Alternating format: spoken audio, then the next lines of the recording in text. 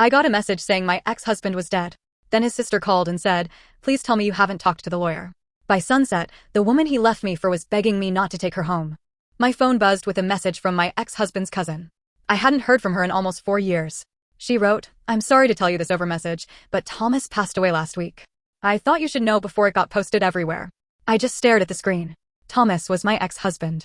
We had been married for 9 years, divorced for almost 3, and our marriage didn't end peacefully. He cheated on me with Ashley while I was still wearing his ring and paying bills in the house we shared. When I found out, he didn't even look ashamed. He just said, "You don't understand me anymore. Ashley does." That sentence hurt more than the cheating. Like I was stupid for loving the man he used to be. The divorce was quiet, but humiliating. His family kept saying they hoped everyone could be mature, which really meant I had to stay quiet while Ashley moved into the life I helped build. Thomas kept the house because it had been his before the marriage, even though I paid toward it for years, painted rooms, planted in the backyard, and made it feel like home. I left with my car, my savings, a few boxes, and one yellow armchair I bought before we were married.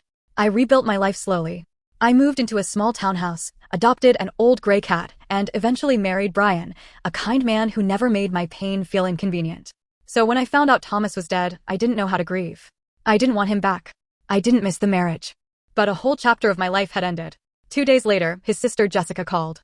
Her voice was nervous, not sad. She asked, "Have you heard from Robert yet?" I said, "Who?" She lowered her voice and said, "The lawyer." My stomach dropped. Then she told me Thomas had never updated certain paperwork after our divorce. His life insurance still listed me. Part of his retirement still listed me. And there were documents connected to the house that gave me a strong legal claim if anything happened to him. I told her, "That can't be right. We're divorced." But Robert explained that some documents don't magically change just because people assume they do. Thomas never married Ashley. He had no children. He never removed my name. That same night, Ashley called me crying. She said the house was all she had left of him. She said I had a new husband and a new life.